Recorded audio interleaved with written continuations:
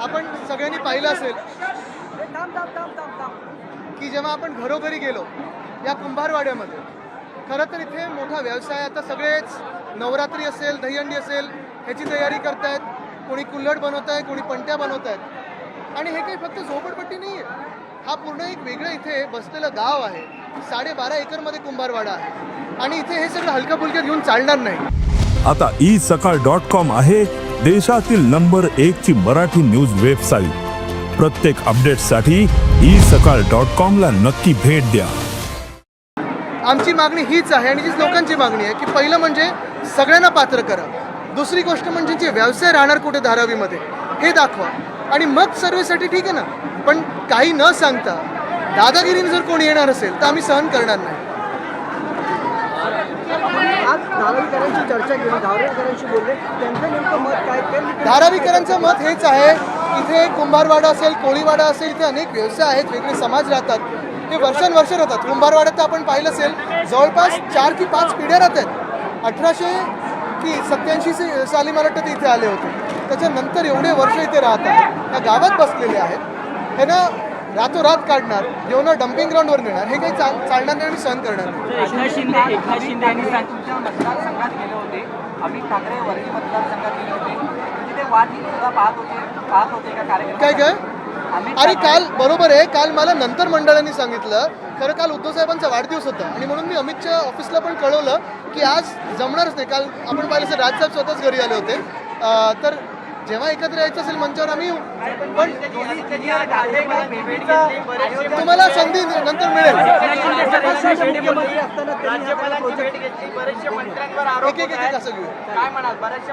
तसं पाहिलं असेल तर आपण एकंदर महाराष्ट्रामध्ये परिस्थिती पहा.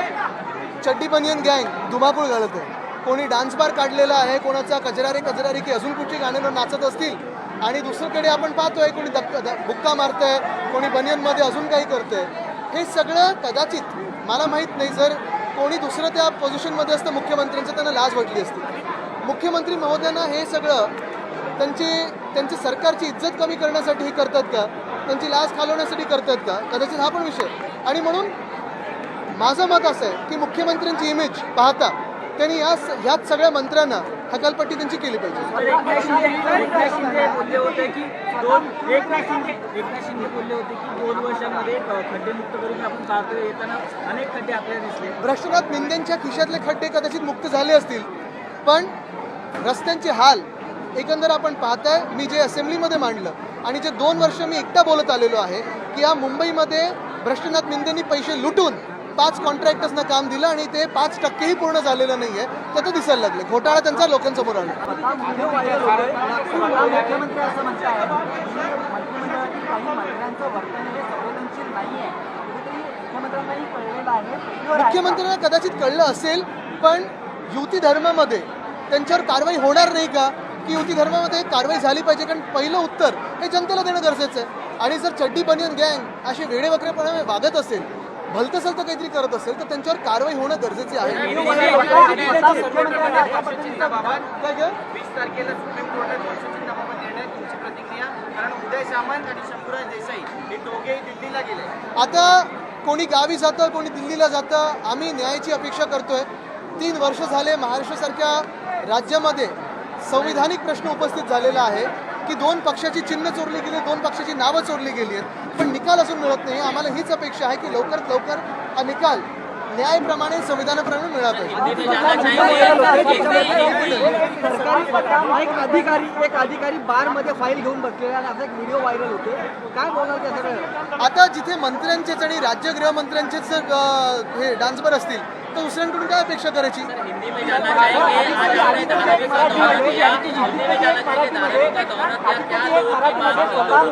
एक मिनट, हे झालं तिथे. आज धारावी का हमने दौरा किया है. धारावी तो हमारे पड़ोसन है, लेकिन पड़ोस में होते हुए भी अगर आप देखें तो इसमें धारावी 300 एकड़ है. आज कुंभारवाड़ा में आए थे, आप मेरे साथ आए थे. हर एक घर में यहाँ छोटा व्यवसाय है, मीडियम स्मॉल इंडस्ट्री है, और इसी एंटरप्राइज को, इसी इंडस्ट्री को ओवरनाइट निकाला जा रहा है. शायद देवनार के डंपिंग ग्राउंड पर भेजा जाएगा. सारे लोगों को यही सवाल है कि हम कहाँ जाएंगे और कैसे रहेंगे. कोई स्पष्टता नहीं है. मास्टर प्लान जो बन रहा है शायद किसी एक उद्योगपति के लिए बन रहा है, उनसे विरोध नहीं है, उनसे कोई तकलीफ नहीं है। तकलीफ सिर्फ इसी बात को है कि मुंबई को लूटा जा रहा है, उसके खिलाफ हम लड़ेंगे।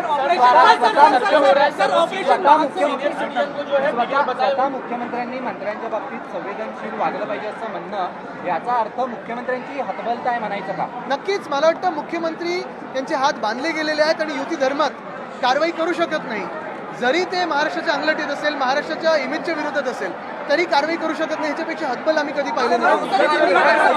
भारतीय जनता पक्ष जिस तरीके से जो आतंकवादी पहलगाम में आए थे उनको मारे गए 3 आतंकवादी जो होता अभी तक, किस तरह देखते हैं सर? मुझे लगता है हर एक आर्मी के ऑपरेशन पे अब भी जब चल रहा है तो उस पर बयान नहीं देना चाहिए, लेकिन यही बात है कि पहलगाम में कैसे आए, जो उन्होंने किया वो कैसे किया, ये सरकार ने जवाब देना जरूरी है.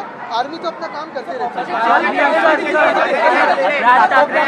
सातत्याने एकनाथ शिंदे आणि भाजप यांच्याकडे पक्षप्रवेश जोरदार सुरू होते, मात्र दोन्ही ठाकरे बंधू एकत्र आल्यानंतर हे पक्षप्रवेशाचा थांबलेले ब्रेक लागलेला आहे. मला वाटतं महाराष्ट्राचं राजकारण जेवढं गढूळ आत्ता झालेलं आहे तेवढं गढूळ कधीच नव्हतं. पण पुन्हा एकदा मी तुम्हाला आजच्या विषयावर आणीन, तो म्हणजे धारावीचा. मी निघाल्यानंतर देखील मी काही घरांमध्ये फिरलो, आपण देखील घरांमध्ये जाऊन 1 to 1 करा त्यांच्याशी, कारण इकडची जी मनं आहेत ती एवढी दुखावलेली आहेत की ठीक आहे, विकास सगळ्यांना पाहिजे, विकासाला विरोध कोणी नाही करत आहे, पण जर तुम्ही इकडच्याच लोकांना जे पिढ्यानपिढ्या राहतात, घराबाहेर काढलं, डम्पिंग ग्राउंडवर नेऊन सोडलं, ते लोक जगणार कसे?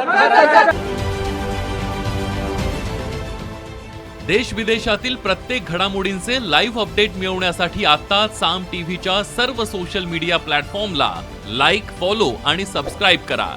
तसंच सर्व नोटिफिकेशनसाठी बेल आयकॉन प्रेस करायला विसरू नका.